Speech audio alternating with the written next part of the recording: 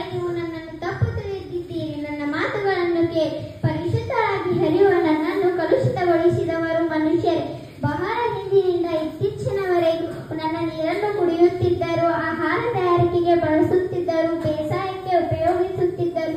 ನನ್ನಲ್ಲಿ ಲೆಕ್ಕವಿಲ್ಲದಷ್ಟು ಜಲಚರ ಜೀವಿಗಳಿದ್ದು ಎಲ್ಲವೂ ಸಂತೋಷದಿಂದ ಇದ್ದವು.